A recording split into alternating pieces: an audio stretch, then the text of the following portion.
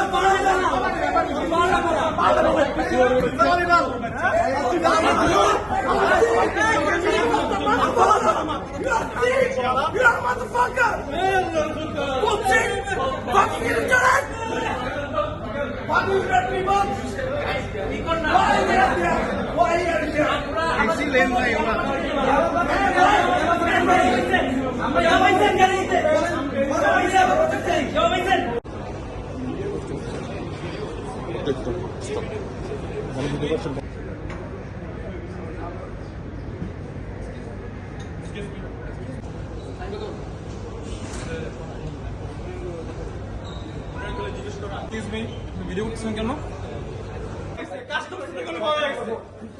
Customs লোক বলতেছে paper ঠিক আছে আমাদের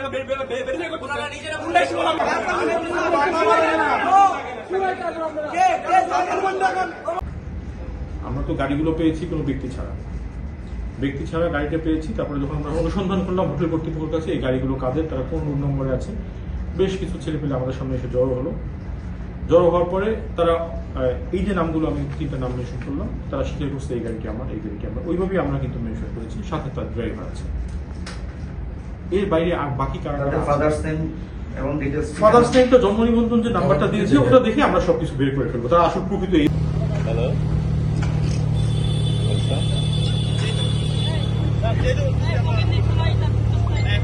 ভাই 100 বার করবো, চুপ না তোর মতো বলা সুদার টাইম নাই বেড়া।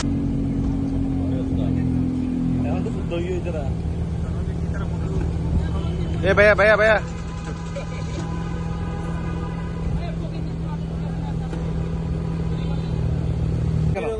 আপনার গাড়ি গ্রেফতার করছে কেন? মানে এমনি কোনো মন্তব্য আছে আপনার? আপনাকে কাস্টমস গ্রেফতার করছে কেন? আপনার কিছু বক্তব্য থাকলে বলেন, এটা আমরা ভাবছি।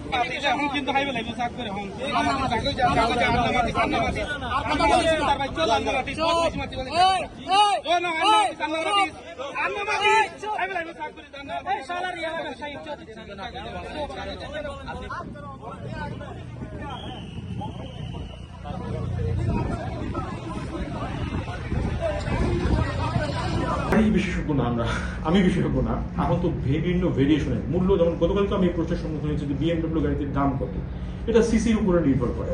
এখন এই গাড়ির তো ডকুমেন্টেশনটা সঠিকতা নেই, কারণ বিএমডব্লিউ গাড়ি আপনার, এটা তো বিএমডব্লিউ না, তখন উদাহরণস্বরূপ বলছি, এটা 80 লক্ষ টাকা থেকে 6 কোটি টাকা 7 কোটি টাকা বলে যাচ্ছে। 4000 সিসির উপরে হলে দামটা পুরো স্ল্যাবটা অন্য লেভেলে চলে যায়। ডিউটি স্ল্যাবও সিসির উপরে নির্ভর করে, আপনারা জানেন। এটা ইয়েলো বুক দেখে ভ্যালু নির্ধারণ করা হয় জাপানি গাড়ি থেকে। জাপানি গাড়ি বাইরে হলে সকল রকমভাবে এর ইনস অ্যান্ড আউটস আমরা তদন্ত করে দেখব। গাড়িগুলো কিভাবে আসলো, এর আমদানি প্রক্রিয়া কি ছিল, কোথা থেকে তদন্ত সাপেক্ষে যদি সঠিকতা প্রমাণিত হয় অবশ্যই আইন অনুযায়ী সেটা নিষ্পত্তি করা হবে, সেটা খালাস দেওয়া হবে। কিন্তু ডকুমেন্টেশনে যদি আমাদের কাছে এটার চোরাচালানের সিমটমগুলো আরও আস্তে আস্তে ধীরে ধীরে পরিষ্কার হয়, আমরা তখন প্রযোজ্য সকল আইন প্রয়োগ করে সব রকম ব্যবস্থা নেব এবং এর পশ্চাতে নেটওয়ার্কের ভিতরে কারা আছে সেটা আমরা বিশদভাবে তদন্ত করে দেখার জন্য প্রস্তুতি নিচ্ছি। আমরা সময় সময় আপনাদেরকে অবহিত, আপনারাও বোধহয় আমাদের কার্যক্রম লক্ষ্য করেছেন। আমরা সরকারের নির্দেশে এসেছি এবং সরকারি দায়িত্ব পালনে আমরা সর্বোচ্চ প্রজ্ঞা, ধৈর্য, সহ্য পরিচয় দিয়েছি। আমরা এর বেশি কিছু বলবো না। আর আপনাদের অবগতির জন্য জানাচ্ছি যে পুরো যে কার্যক্রম, যা ঘটনা এখানে ঘটেছে তার সিসিটিভি ফুটেজ আমরা সংগ্রহ করেছি। জাতীয় রাজস্ব বোর্ডের সম্মানিত চেয়ারম্যান মহোদয় সরাসরি বিষয়টি তদারক করছেন, মনিটর করছেন। ওনার নির্দেশনা আমি শুল্ক গোয়েন্দা তদন্ত অধিদপ্তরের মহাপরিচালক মহোদয়ের মাধ্যমে প্রতি মুহূর্তে প্রাপ্ত হচ্ছি এবং সেই আলোকেই তাদের নির্দেশনা নিয়ে অন্যান্য সংস্থার নামে আমি আবারও মেনশন করতে চাই, বিশেষ করে কক্সবাজার জেলা পুলিশ, র্যাপিড অ্যাকশন ব্যাটালিয়ন এবং অন্যান্য গোয়েন্দা সংস্থা আমাদেরকে দারুণভাবে সহায়তা করেছে। তাদের সহায়তায় আমরা আমাদের আজকের কার্যক্রমে আশা করি সফল পরিসমাপ্তির দিকে যাচ্ছি। রিজভী আহমেদ, অতিরিক্ত মহাপরিচালকের দায়িত্বে রয়েছি শুল্ক গোয়েন্দা ও তদন্ত অধিদপ্তর, চট্টগ্রামের আঞ্চলিক কার্যালয়ে। আমার সাথে আজকে প্রেস ব্রিফিংয়ে উপস্থিত আছেন আমাদের আঞ্চলিক কার্যালয়ের আরেকজন উপপরিচালক জনাব প্রণয় চাকমা। আপনারা ইতিমধ্যেই বিভিন্ন সংবাদ মাধ্যমে অবহিত হয়েছেন যে অভিনব কায়দায় গাড়ির শুল্ক ফাঁকি দিয়ে গাড়ির বিভিন্ন যন্ত্রাংশ আমদানি করে সেটিকে পূর্ণাঙ্গ গাড়িতে রূপান্তরিত করে, বিশেষ করে বিলাসবহুল বিভিন্ন গাড়ি যেমন BMW, তারপরে টয়োটার Royal Challenge, Crown, Range Rover ইত্যাদি গাড়িকে সম্পূর্ণ চালু গাড়িতে রূপান্তরিত করে এটি আমাদের বিভিন্ন সড়কে ব্যবহৃত হচ্ছে।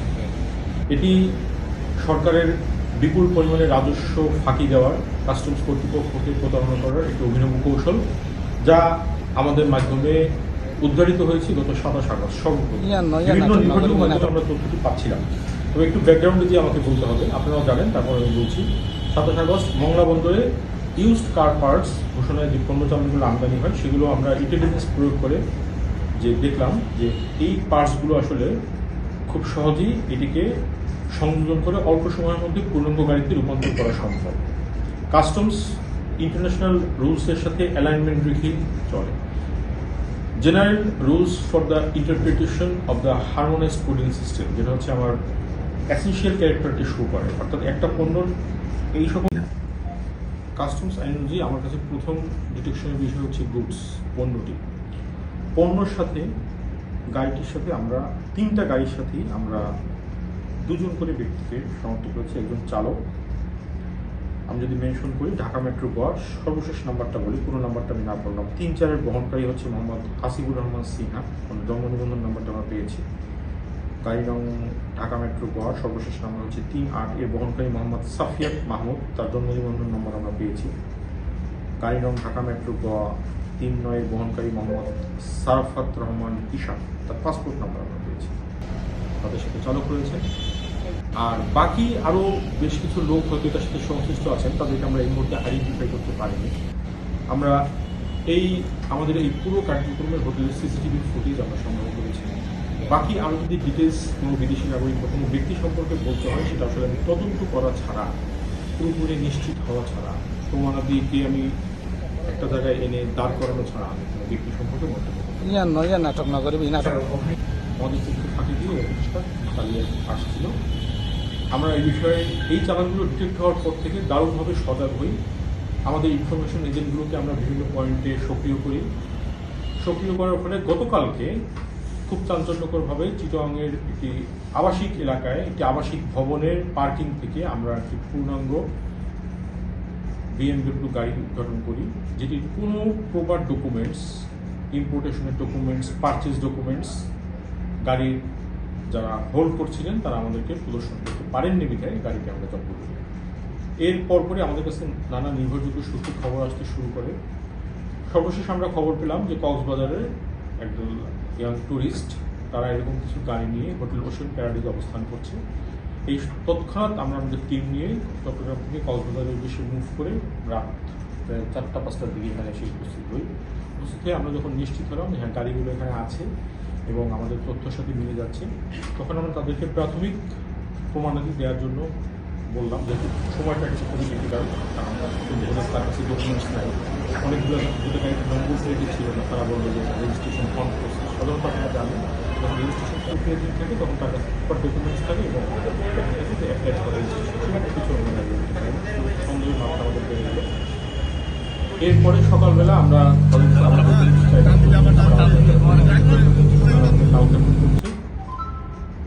তারপরে গাড়িগুলো আটক করতে যেয়ে আমাদের যে আইনি প্রক্রিয়া, সেই আইনি প্রক্রিয়া সম্পর্কে আপনারা হয়তো অবগত আছেন। আমাদেরকে ডিফিনিশন মেমো ইস্যু করতে হয় এবং যিনি এটা ধারণ করছেন, এটার মালিক কি মালিকটা সেটা আমরা তদন্ত পরে বলবো। তার কাছ থেকে আমরা একটা বিবৃতি নেওয়ার চেষ্টা করলাম। তিনি কোনোভাবেই আমাদেরকে যখন বিবৃতিও দিলেন না, তখন আমরা একটু সময় ক্ষেপণ করে চেষ্টা করলাম কনভিন্স না হওয়াতে আমরা কঠোর অবস্থান নিতে বাধ্য হলাম। বিবৃতিটি আমরা বিভিন্ন সংস্থার উপস্থিতিতে সংরক্ষণ করে ডিএম ইস্যু করে তাদের হাতে বুঝিয়ে দিয়ে গাড়িগুলো আটক করে নিয়ে যাওয়ার ব্যবস্থা করছি। আমাদের এই পুরো অভিযানে র্যাপিড অ্যাকশন ব্যাটালিয়ন, কক্সবাজার জেলা পুলিশ এবং বিভিন্ন জাতীয় গোয়েন্দা সংস্থা আমাদেরকে পূর্ণাঙ্গভাবে সহযোগিতা করেছে। আপনারা আমাদেরকে সহযোগিতা করেছেন, এ কারণে আপনাদেরকে আবারও ধন্যবাদ জানাচ্ছি।